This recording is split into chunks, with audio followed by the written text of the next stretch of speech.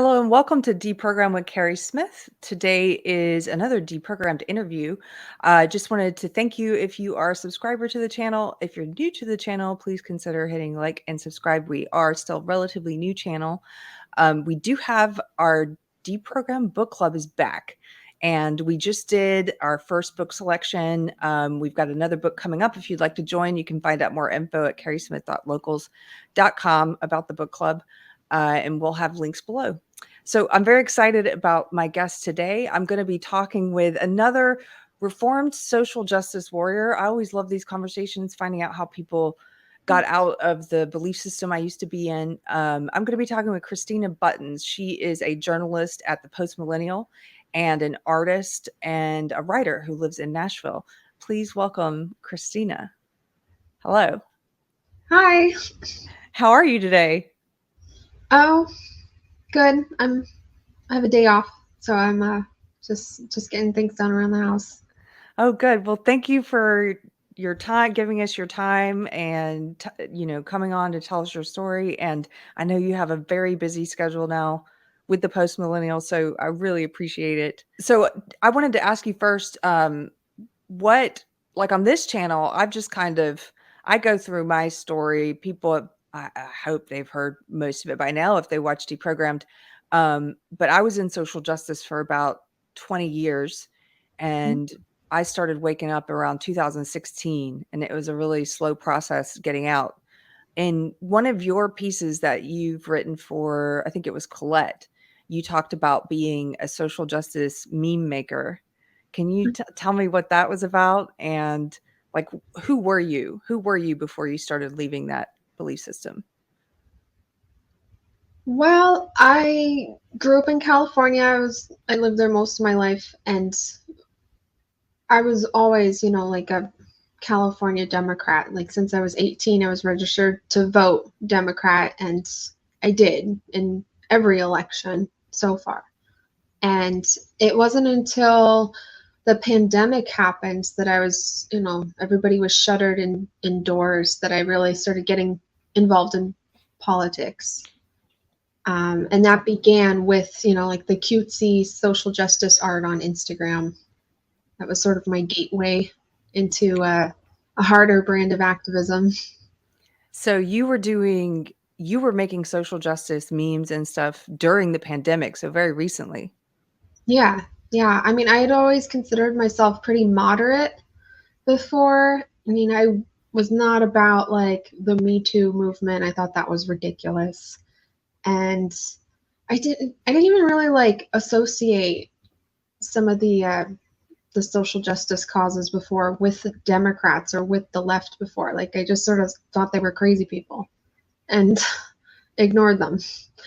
And then I was really uh, brought into all of the like social justice ideologies and stuff like that while I was uh, inside all day during the pandemic. Um, that began because I was watching the news all the time to learn about like the situation with the pandemic, and CNN, MSNBC were what I watched, and they seem to blame everything on Trump and Republicans, and it really got to me, like I made that association. I thought that Democrats were the ones who were trying to save people's lives and take the pandemic seriously, and then Republicans were the ones who were trying to, I mean, they were portrayed like selfishly. They didn't want to wear masks, they didn't want to be vaccinated, so that had an influence on me, watching so much CNN and MSNBC. Yeah. So you kind of you saw things in terms of like the good guys and the bad guys kind of thing. Yeah. Yeah. And so how did you get started doing some of this artwork? I'm going to put your Colette piece up here so people can see. You make beautiful art. These are Oh, some very visually stunning memes and ads. And this is a piece in Collect called Confessions of a Social Justice Meme Maker. How did you get started doing this stuff? Well, I was already on Instagram a lot, and especially like when the pandemic started and then when all of the protests began, like I felt like this was my contributions, what I could do to help. And so I put this art together, and a few of them went pretty viral. And what kind of, because this was so recent, uh, some of my friends who've woken up from social justice, it happened after me, it happened during the pandemic. And so what made you start to change your mind or question some of the things that you were putting out like in meme form? Well, my art and some of the comments that I had left on this one page got the attention of the owners, and they asked me if I wanted to work for them, posting during the mornings because they were a couple from Australia and they needed someone awake in America during the morning time to to create content and post content for their page that had like 750,000 followers. It Oh, was wow. called "We Fucking Hate Donald Trump." That's the name of What were their opinions? I'm just kidding. That's a joke. they're very, very progressive, much more progressive than I was. Um, and that was, the idea of the page. Everything was Trump and Republicans' fault, and Yeah. it was just propaganda. Basically, it was just like outrage porn, and so that was my job, was sort of like to study the insights and see what reached the highest, amount of likes and shares and things like that, and then just keep curating content to post on that page. They don't call themselves that anymore. They changed their names eventually to the Progressivists.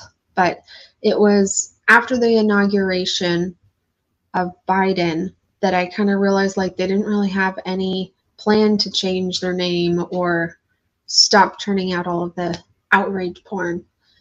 Um, and it just didn't really sit right with me that they were a couple from Australia who were profiting off of like keeping Americans divided and Oh, hating each other. that's a great point.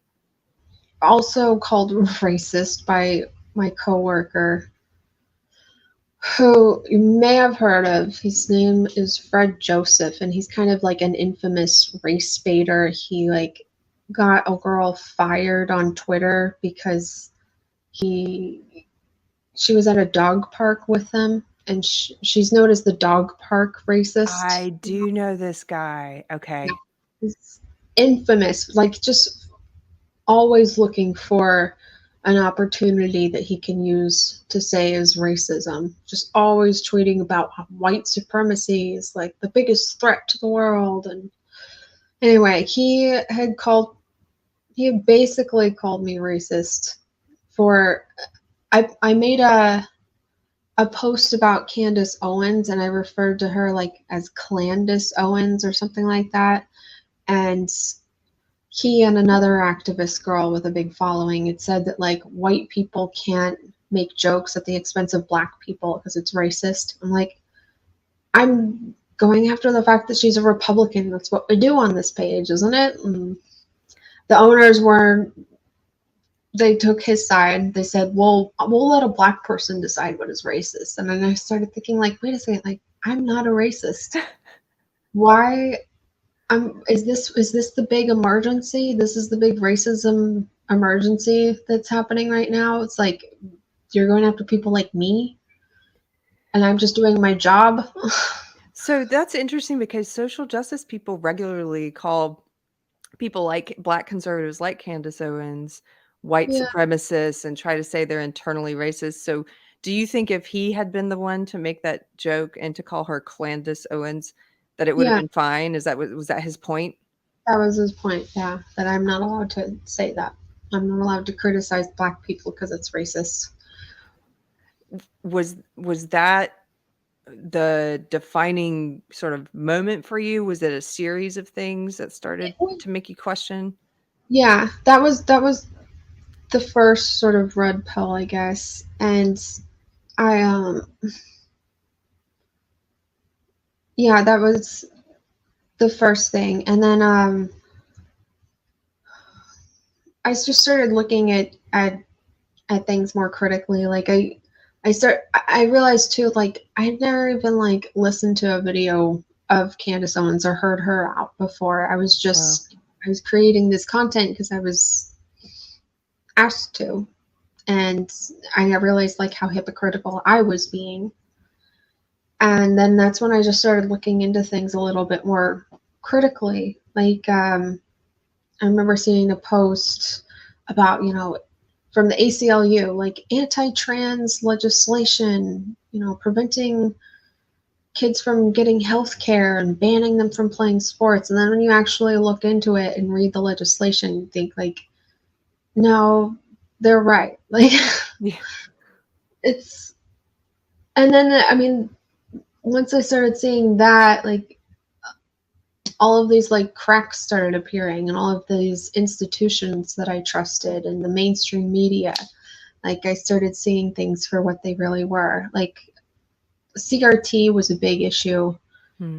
uh, spring 2021, when I was sort of going through this politically homeless process of just defecting from the left. And that was something that I spent a lot of time looking into. And then, you'd see the mainstream media saying, like, it's not being taught at schools or it's just history. And I knew that wasn't true. Like, they just flat out lied about it. Hmm. Um, and then I started looking a lot more into like the gender ideology stuff. That's what I know you from. So, when I met you, you had started doing a series on Substack, and you write on Substack under buttonlives.substack.com. We'll have all these links below if you guys want to go and check it out. You report on a lot of the gender ideology that, well, one thing in particular you report on is the stuff that's happening in all these private groups on Facebook. I'm in a lot of these groups You are. for parents of so-called trans kids, and I've been waiting for some journalist to come in and start exposing what's happening in the groups, because they function very much like a cult, in my opinion. They ban and block people who don't immediately conform to their way of Right. 'Cause of dealing with the issue. if you don't immediately affirm the child's new identity, then it's considered transphobic. So that will get kicked out. Yeah. You Like, wrote a recent piece. I wonder if you could walk us through some of it. You have a recent piece in there because I think it's a great example of what happens in these groups. And it was a piece where you were talking about a mom who had introduced her 7-year-old daughter to the idea of transgenderism by bringing home some books. mhm. Can you tell me a little bit about that one? Yeah, it's it's an amazing case. Like in these parent groups, all you have to do, you click on a post that catches your eye, you click on their name, and then you can go through their whole history of posts. So you watch them as they go through each step to like transition their kid. And this one started out as, like she gave her daughter some books for Christmas of girls transitioning into boys. And then 1 month later, exactly 1 month, she says, my daughter's come out to me and said she thinks she wants to be a boy. I wonder if there was something that I did to confuse her. Yeah, and it's incredible because when she first she posted about giving those books to her daughter, there were some other parents in the group who said, "It's great to see, you supporting your Yeah. trans daughter." And she said, "No, my daughter's not trans. We're both allies." Hmm. That was the first post. 1 month later, "Hey, my daughter thinks she's a boy now. Did I have anything to do with that?" Hmm. And like you can see in the comments too, like the report, we go through all of the comments, and it was like this brand new announcement. Like she said, like her daughter just said it to her like 15 minutes before she wrote the post, and people are already like bullying her into using male pronouns. And so she concedes by using they them and stuff like that to talk about her daughter, who she said 15 minutes prior had come to her and said she wants to be a boy. Yeah. And like you can tell too that she just like she cares so much about what people think of her, and like that she gets these like social justice virtue points every time she posts about like the steps she takes to transition her daughter. Mhm. Um, Yeah, she started off asking, could it have been something I introduced? And then towards the end of it, she's not only now sort of bowing to the mob or the people who are telling her what she should be doing. They start off by saying, "You're misgendering your son. You need to be yeah. calling your son a he." And so by the end, she's not using he, but she's using they them. She also says by the end, and this is over the course of, I'm not sure how long these different posts she was doing about her daughter. She said at one point that her daughter also said she wants to be black, and Yeah. that she thinks she's black. That sounds like a kid who knows that she's trans. She also wants to be black. No, it's like this mom, I believe, is using social justice ideology to kind of like drive a wedge between the daughter and the father, who she says is a conservative. So that means that he's anti-LGBT. And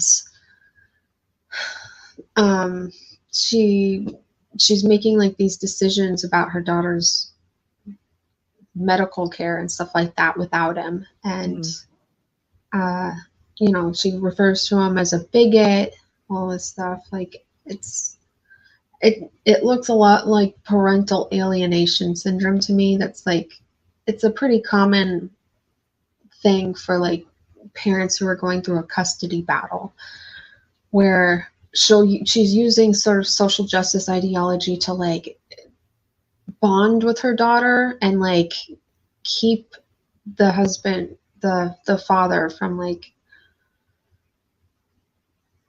having a relationship with her or something like that. I'm not explaining it that well, but she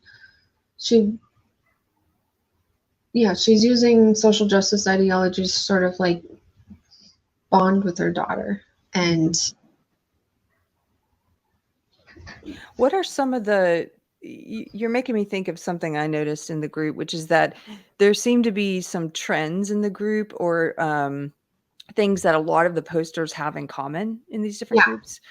this is one of them, where it's a lot of times it's a single mom who is at odds with the father, and they use like the fact that like the father doesn't like that their kid is becoming trans, and they'll use that to bond with their kid and have it be their thing or something like that, to keep them away from the father figure.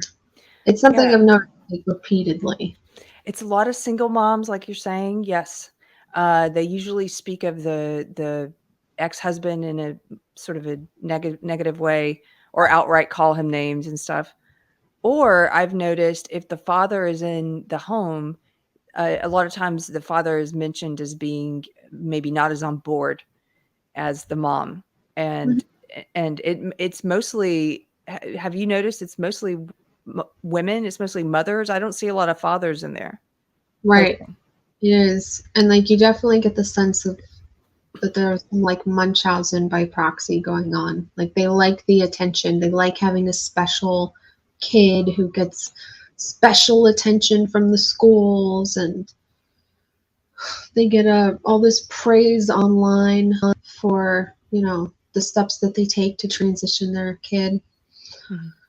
It's it's happened so often. I think these groups that I'm in, all of the groups, and like it's like there's a dozen a day per group where you see some kind of progression happening, some parent like taking their kid to the next step, and everybody cheering them on, and then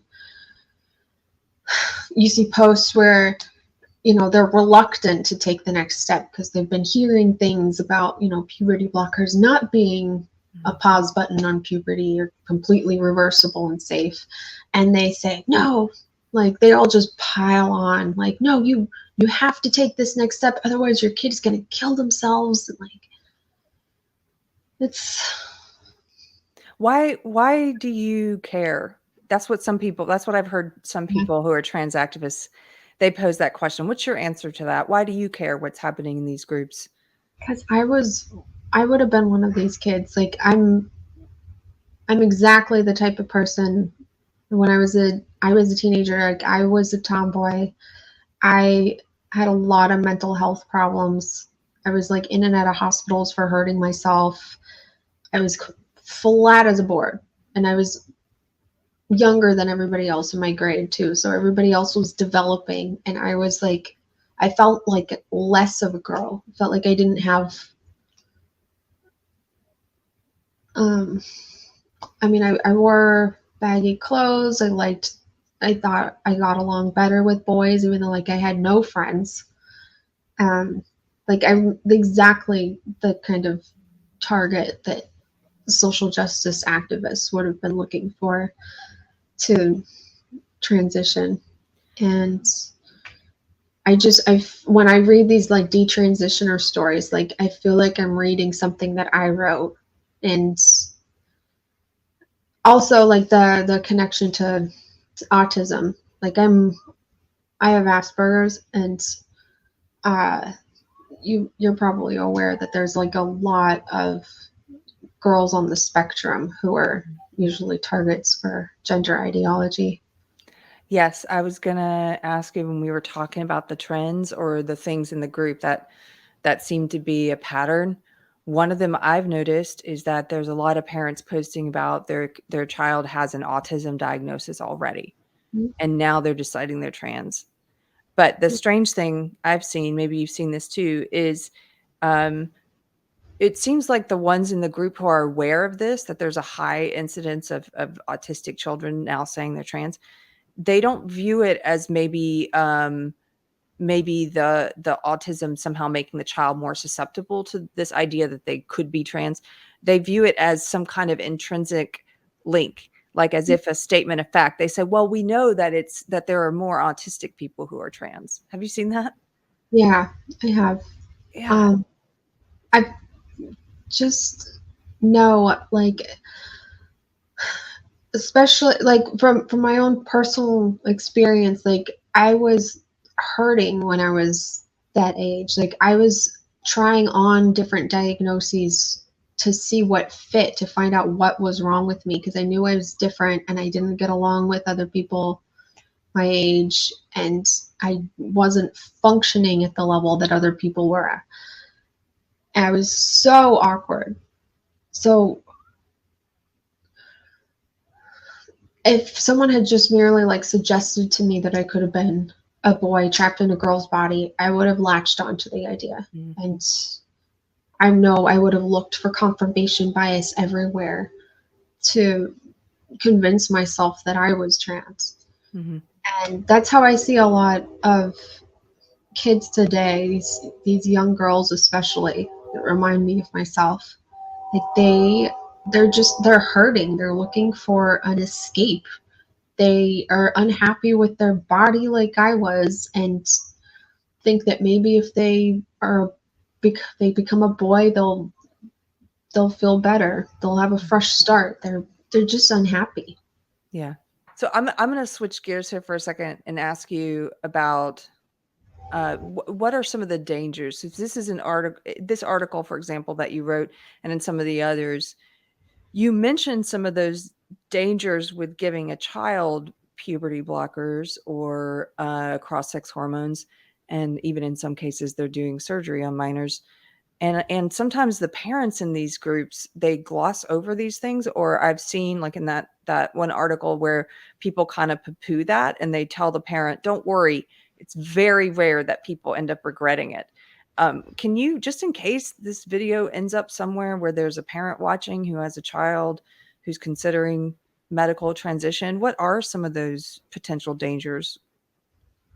Well, I'd also like to point out too, like when people use Google to search this stuff, the way that like the search engine optimization works is like you get results that are just not true.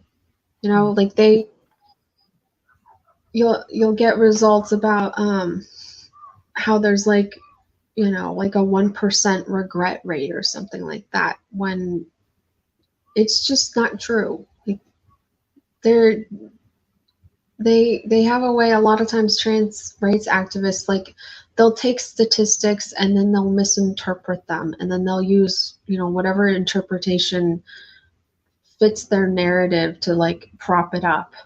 Mm. um, there's so much bad information out there, especially like because this is just all happening right now. Like so many more people are going to be detransitioning. Yeah.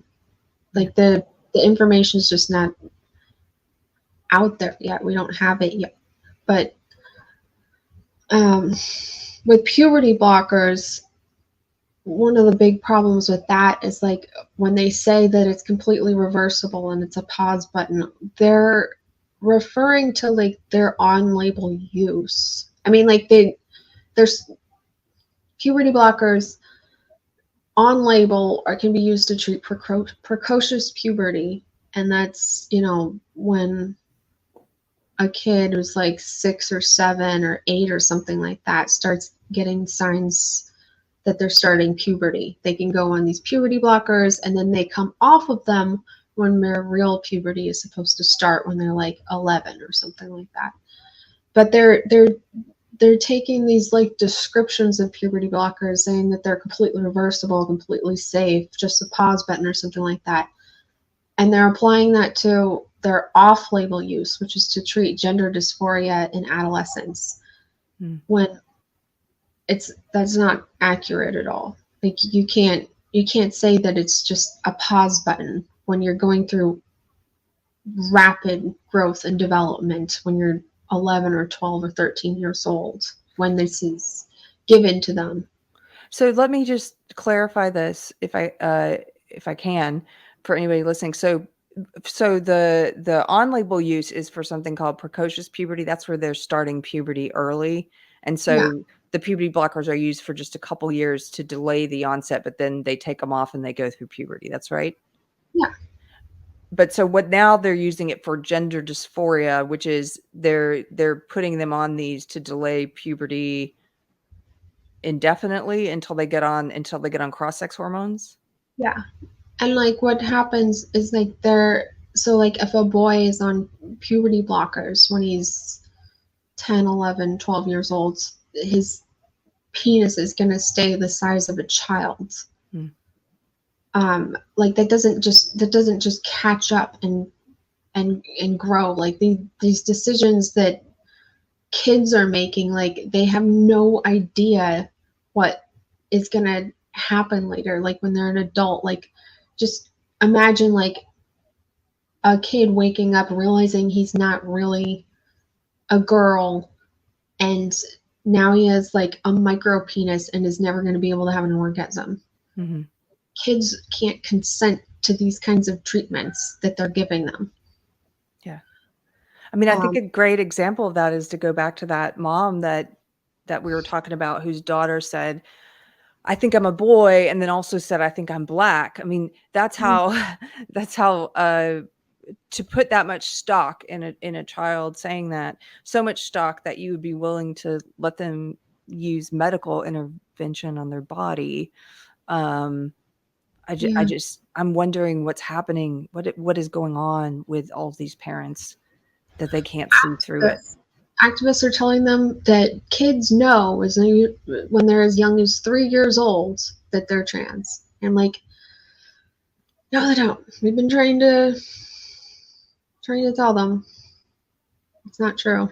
Kids don't know who they are. Kids are in just a constant growth and development and change, trying on different things, saying things to please their parents. Like, why are we like throwing out all of this stuff that we know through child developmental psychology. Like, why are we throwing out all of this information that we have about how suggestible kids are and how easily influenced they are and how they just want to model themselves after a parent or a role model or something like that. Like, everybody's just decided to throw out all of this information because it's transphobic or something like that.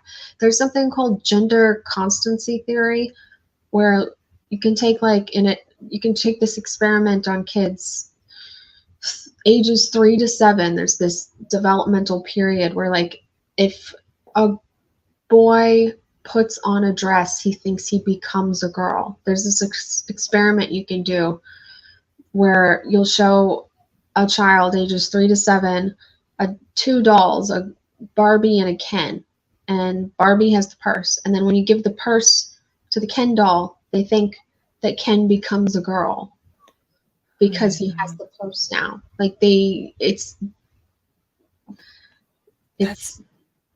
they don't have the same concept that we do of biological sex yet. And I've actually seen some of the parents in these groups disclose that their child, oh my goodness, there was one I saw, it was a mom who was talking about how their trans daughter, so they mean biological son, their son, had started puberty blockers, had started the whole process. And then she said that her daughter, meaning son, has just realized that she's not actually going to become a woman, that he's not actually going to become a woman. And that kind of blows your mind at first, that somebody wouldn't realize that. But you have to remember, a lot of them were very young. They're between the ages of 3 and 7.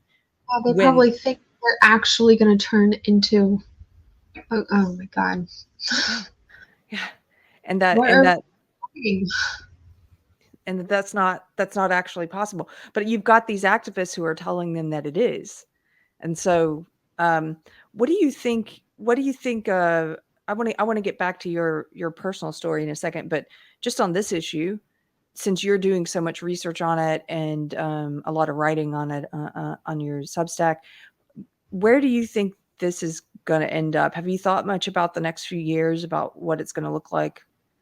There's going to be a lot of lawsuits against these gender clinics who have admitted that, in the absence of solid evidence, they've sought out the opinions of thought leaders and innovators in the field, and they actually admit to that.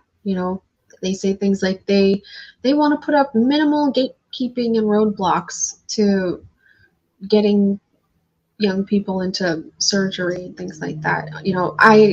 We have another case study coming out today. Probably it's going to be posted shortly after we're done talking. Colin's editing it right now, and it's a mother who is rushing her daughter into getting top surgery, her 15-year-old daughter, and then at the surgery center, the daughter changes her mind at the last minute, doesn't go through with it. But you go through the history, this mom's posts, and look how, like, eager she is, and how she's just trying to rush her daughter through these steps and manipulate the system by, like, she couldn't get her former therapist to sign a letter of recommendation for her daughter to get the surgery, so she, like, goes to an endocrinologist instead to get the authorization letter. And, like, just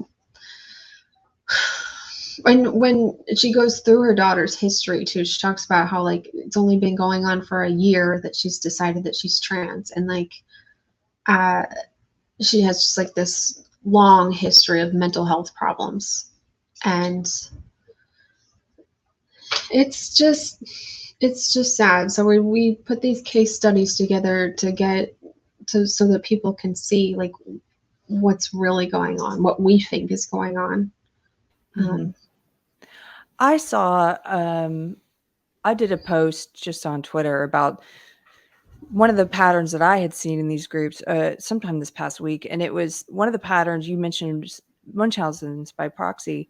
And I had seen a few with parents whose child has now decided to detransition. I'm seeing more of these than I used to. And what I found kind of naked in the response of the parents sometimes was that Munchausen effect, where one of the moms was saying how disappointing it was, and she said, he needed me and now he doesn't.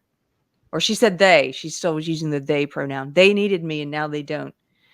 And and I saw another where the parent basically admitted to being devastated because the child had decided, her daughter had decided she was actually a girl.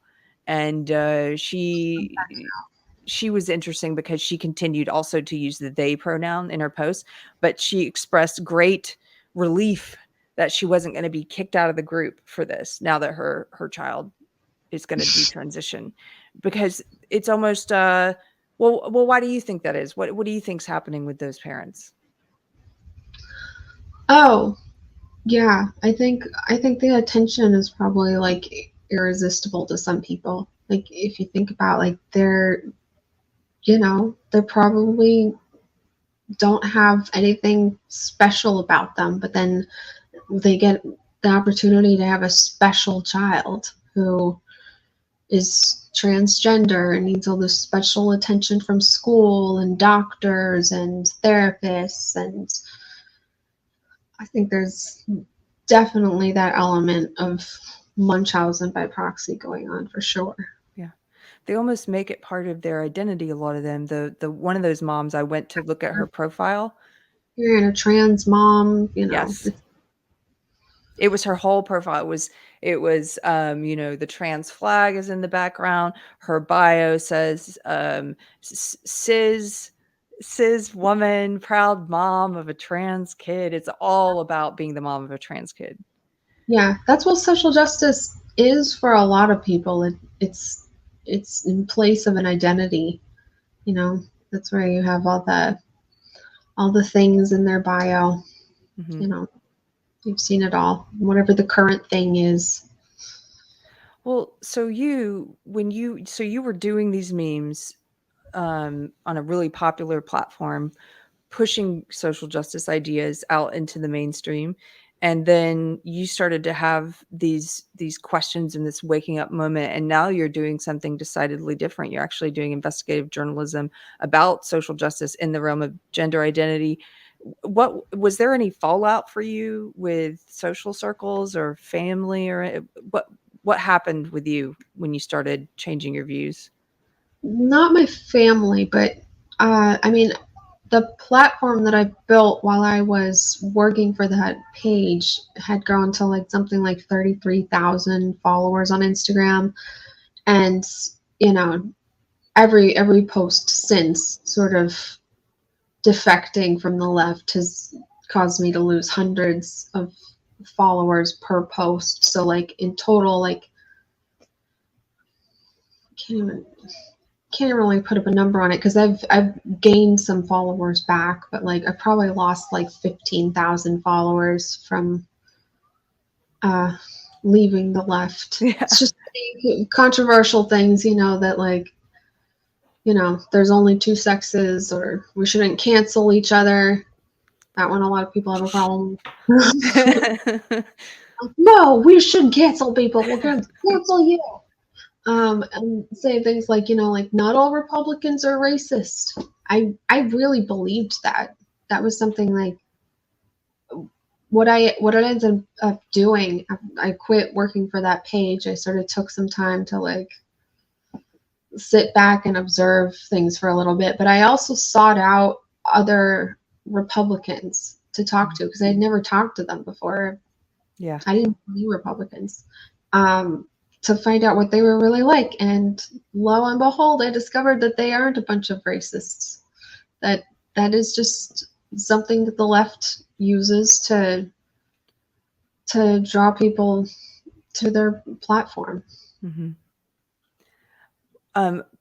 What is it about you that you think caused you to be able to see through some of the bullshit eventually?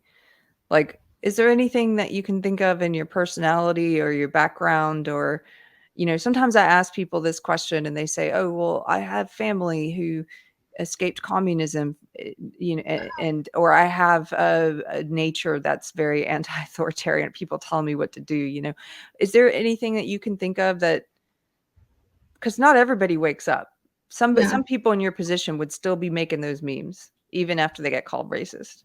My education background is in science, and I, for a very long time, was really into skepticism, critical thinking, read all of the books on it. And I guess, like, during my time working for that page, like, I had to abandon a lot of my critical thinking skills to be able to produce like that outrage porn. Um, and I was able to, go back to the skills that I had picked up, um, learning about science and skepticism, and that's what's really helped. That was similar to my experiences. I don't think I realized when I was in social justice a long time, like 2 decades. And before that, when I was really young, I mean, I read all the time. I was a voracious reader, and that was one of the big things that I noticed a difference when I got out of it was suddenly I wanted to read again. I kind of stopped. I kind of shut my brain down a little bit. I would just read. I had some guilty pleasure reading I would do, but I wasn't really learning anything other than the social justice approved texts, that they would have us read. But it was sort of like I put my mind or my critical thinking, like you're saying, in a cage, and you don't even notice it's in the cage until you open it up and let it out, and then you're like, whoa, like I'm interested in all these other things again. I was really mad at myself for not using like all of the skills I had learned, learning about all of the different like logical fallacies that there are. And what was difficult for me to grasp was that like you can't trust mainstream media. Like Mm. that was hard for me because like I knew I didn't want to be like associated with like the conspiracy theorists. Like that was sort of ingrained in me, like that I didn't I didn't want to be one of those people who like didn't trust the government or our institutions or the media and their journalistic standards. Like I was really opposed to that for a while, and now I've kind of embraced it. Like I stopped watching the news. Yeah. Do you think, what do you think it is about, specifically within the gender ideology part of social justice? We've talked about how autistic kids or kids with Asperger's or kids who are neurodivergent are sometimes more susceptible to this ideology. Why do you think that is? Do you have any ideas? I'm not asking for research on it, but It's you get the sense that you know you're different than everybody else, and you can't really quite like figure out why, and that's why you sort of what transgender ideology offers is like an explanation for why you are the way you are. Like you at this point in your life are the way that you are because you were born in the wrong body. And the solution is to transition and go on drugs for the rest of your life and get surgeries, and then you'll be a complete person again. You'll be your true self. So like it offers them a solution to what they think is their problem, but it's not. and at the very beginning, I'm sure it doesn't help that you get a lot of validation from people at the Yes. beginning. Oh, it's an instant built-in community and um, like an instant following if you want it. I mean, it's it's very lucrative. Mm. It's it's very appealing to people. And it's like a struggle too for people to go through. People like to have sort of like struggle to overcome, and like you get this built-in group of people who are on your side, and then you also have opposition, and it's like it creates this dilemma for you. People who are sort of like drawn to drama, they tend to like that. It gives you a hero narrative. Yes. Mm-hmm. Where it's like, I've overcome this. I've faced depression and I've overcome it, and I'm proud to be this marginalized person, this group, whatever that I'm identifying with. Status Yeah. of being oppressed. Have you come across, go ahead. Oh, I was just saying, because if you're not a cis person anymore, and that's the worst thing you can be. So cis white person. Have you, in your research, come across the straight pride flag? I was just told about the straight pride flag. I didn't know about it. Yeah, it's just black and white stripes, isn't it? Oh, is it? I was told it was gray, which I thought was even worse. It's just like the most boring colors. Yeah, and then they present this to kids, which they're doing all the time now, like teaching kids about all of the different flags of sexualities you can be. Like, it's like, well, you can pick one with all of the different bright colors that are pretty, or you can have the gray one. It's up to you. Pick a colorful one. What kid? Only the emo kids would pick the gray one. I'm kidding. So, I was wondering, in your research and in these groups, I finally found a group that I would recommend for parents. If there's any parents watching, Concerned parent? Hmm? That group? Is it the concerned parents group? Yes, Yeah. yes, it's called Concerned Parents of Transgender Non-Binary Kids. Are there any others? What resources or what advice might you have for any parents whose kids are coming home and telling them, I think I'm born in the wrong body, or I think I might be trans?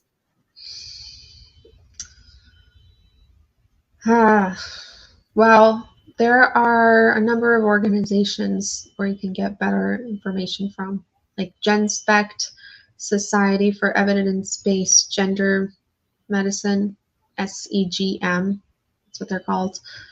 There's Sex Matters. There's a number of organizations that are growing and strengthening their body of evidence, providing studies and statistics and things like that that are accurate for parents so they have better information and support. So GenSpect, SEGM, and Sex Matters. I'm going to put those in the description of the video just in case. Yeah, Transgender Trend is another one. I link to all of these on my pages, I think. Great. And we've got you linked below. So do you just want to tell people can visit you if they want to check out your work? They can visit you below, but just so people know where to find you online, where can they do that? All my accounts are Buttons Lives on Instagram, Twitter, I'm on YouTube, although I don't really use YouTube that much. But Substack, buttonslives.substack.com, buttonslives.com. And you're writing for the Post Millennial now. Yeah. Like very recently. So you guys go check her out on the Post Millennial under Christina Buttons. I don't want to take up too much more of your time, but thank you so much for being here with us today. Thanks so much for having me to talk.